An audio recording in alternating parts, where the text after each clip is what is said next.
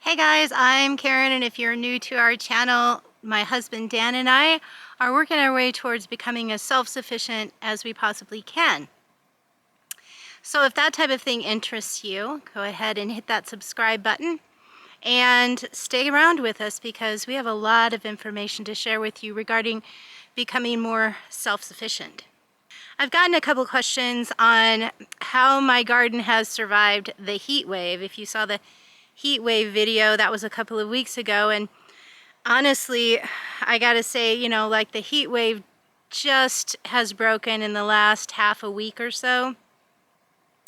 We're still expected to get a couple of days up in the 90s like next week, but definitely a little more seasonable temperatures around here in zone 5A.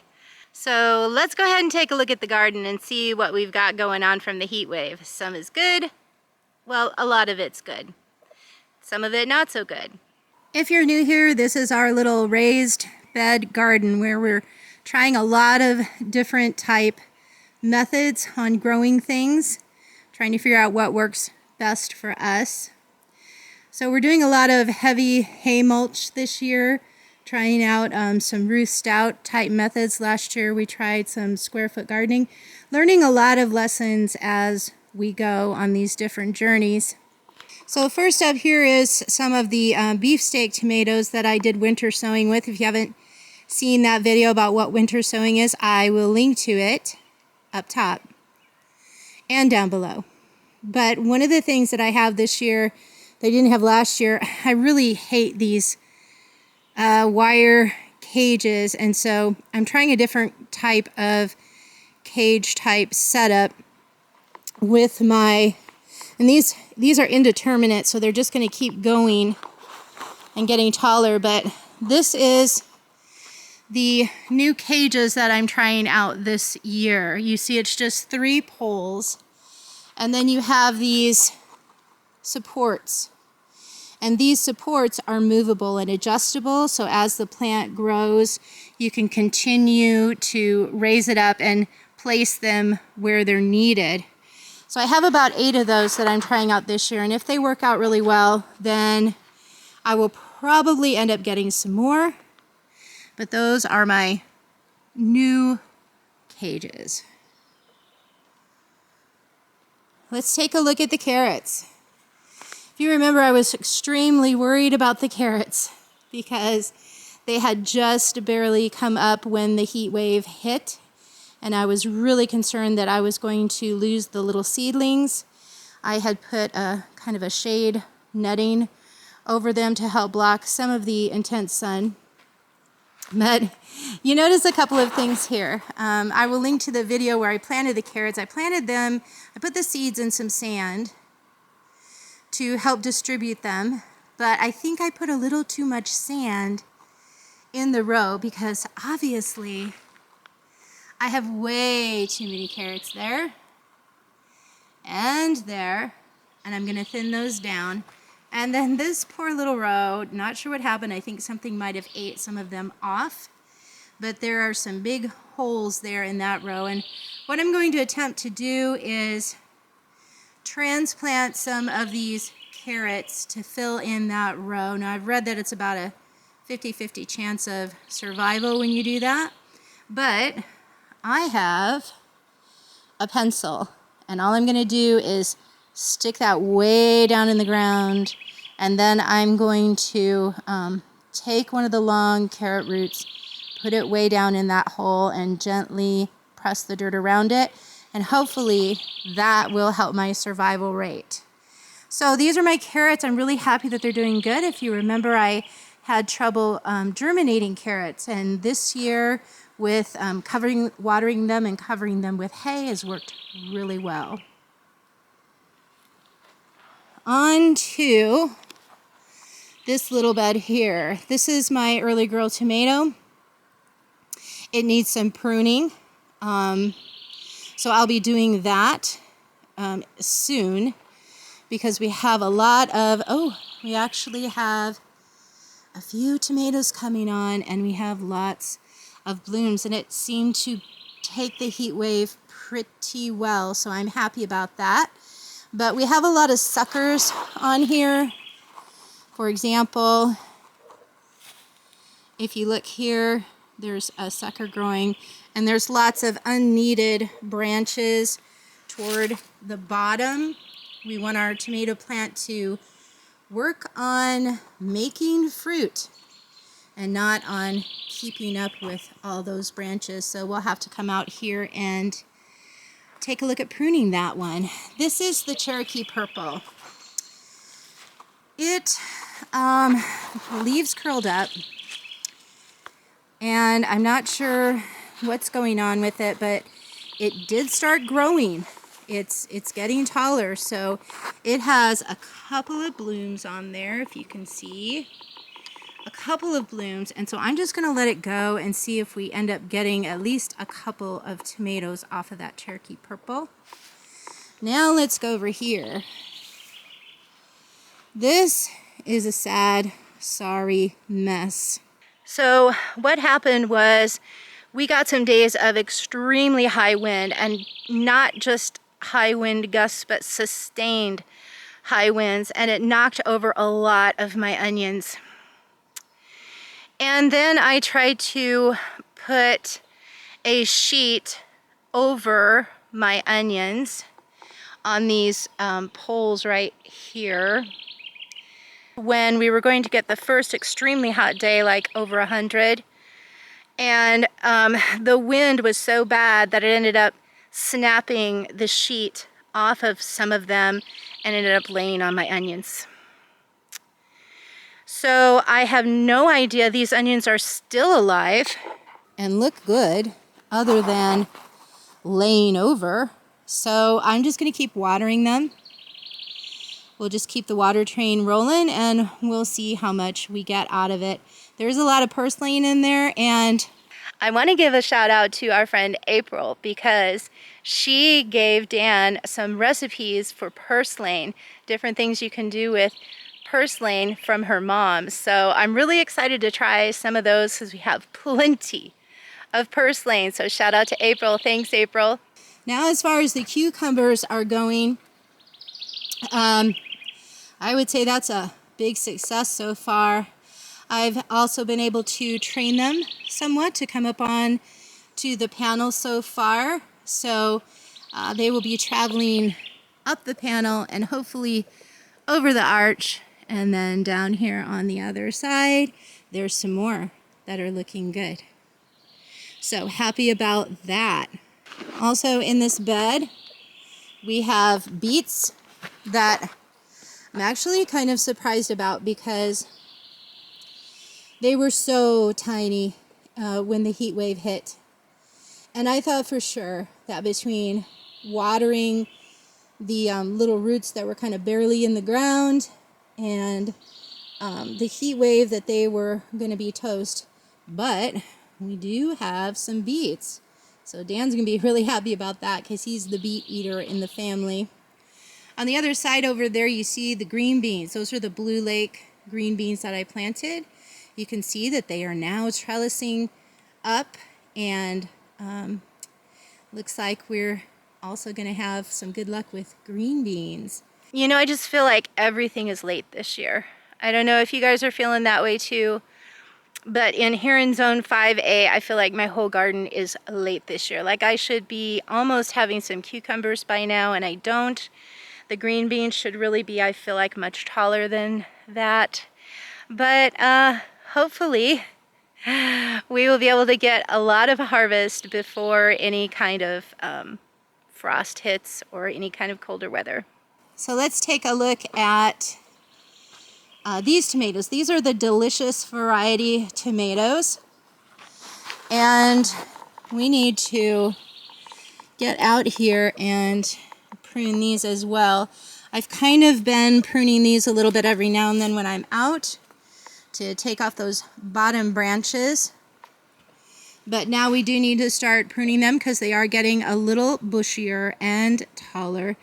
And one thing I want to show you with the heavy hay mulch, one thing that we need to do is make sure that the heavy hay isn't right up next to the stalk. We don't want to get any funguses or any mold or disease starting on the stalk of our tomato plants. And so as I'm going here, we're going to clear. You just need to make sure it's a couple of inches away from the stalk. You see I have some little suckers here that are coming off. And sometimes when I water this, the hay gets all up around the stalk. So on the other side here, we've got more green beans. These aren't quite as fast, but they are a different variety. These are Kentucky Wonder. But you do see that they are trellising up the panel. So we'll see how long it takes for them to grow. And I know that you are looking at my brocchias. This is my first time growing broccoli. I've grown cabbage before, but I gotta say, having this net over them to keep those cabbage butterflies and away and keep them from laying eggs on the leaves and getting those terrible worms has been really, really good for growing these cabbages. I don't have hardly any holes. Of course, I do have some holes. This guy has some holes, but by and large, the rest of the plants don't. So I'm excited about that. Let me take you over and show you this one. So this one looks like it's developing a broccoli head, but I'm kind of leery because to me it almost looks like it may be bolting. What do you guys think? It's not like real tight or anything, and since I've not grown broccoli before, I don't know what it looks like when it bolts. So is my broccoli bolting, or is that just a nice head of broccoli coming on there? Let's take a look at how our Ruth Stout potatoes are doing. All right, here's our Ruth Stout potato patch.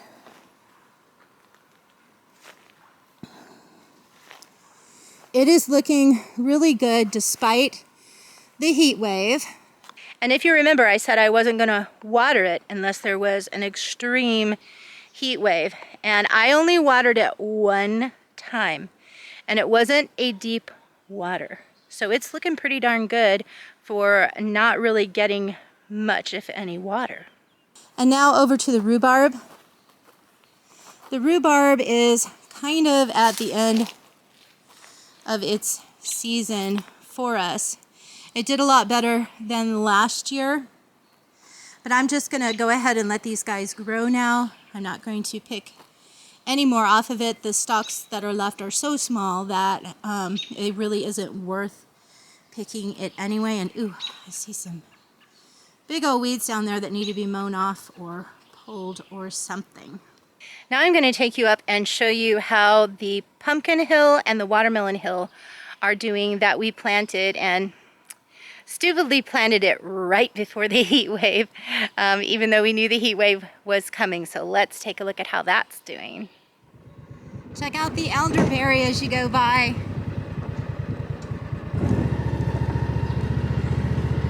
Those berries are awesome for things like making your own cough syrup.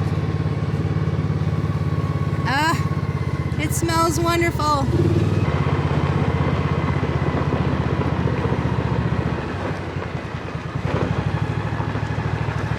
Picture. Let's see what Dan's doing along the way. Dan, what are you doing? Working on the Volt. Okay, Dan's got a Chevy Volt, and we're gonna show it to you later in another separate video because it's kind of an interesting story. He's working on it, getting it all fixed up.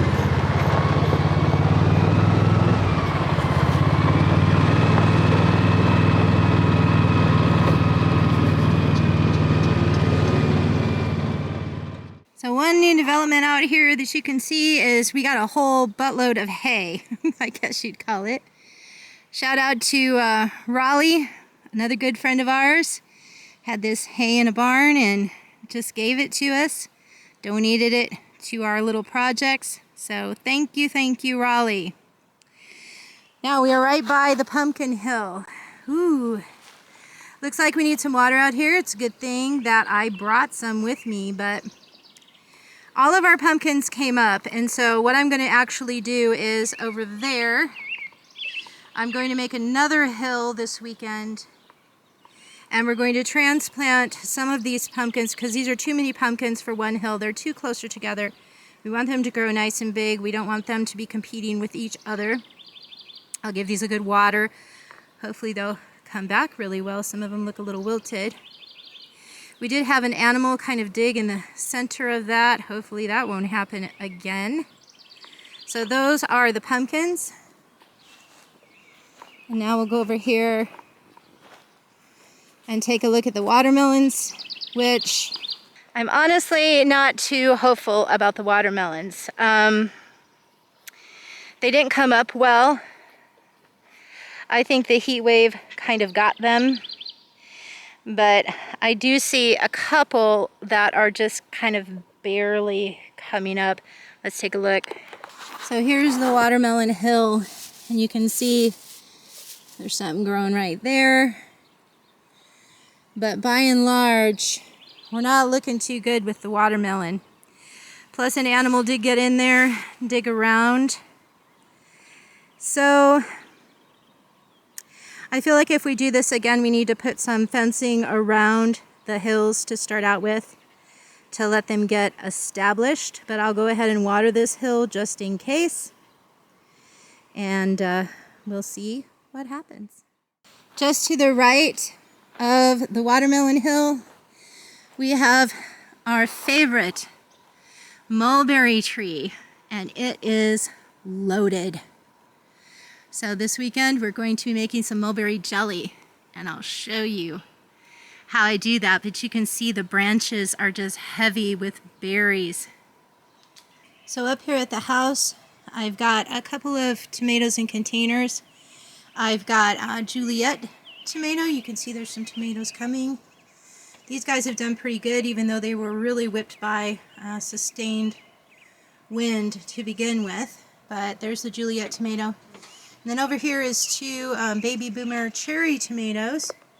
You can see we've got a lot of tomatoes coming on there, and I do water these pretty regularly. When I stick my finger down in there and feel like it's a little too dry, they do get some water.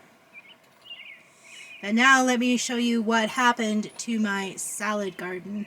So these guys have been taking a long time to grow. I did put some fertilizer on them. I feel like the soil needs some help, but they were severely whipped by a wind coming through. And the lettuce hasn't bolted, but the spinach bolted, as well as the arugula. So now I think the spinach and the arugula are toast.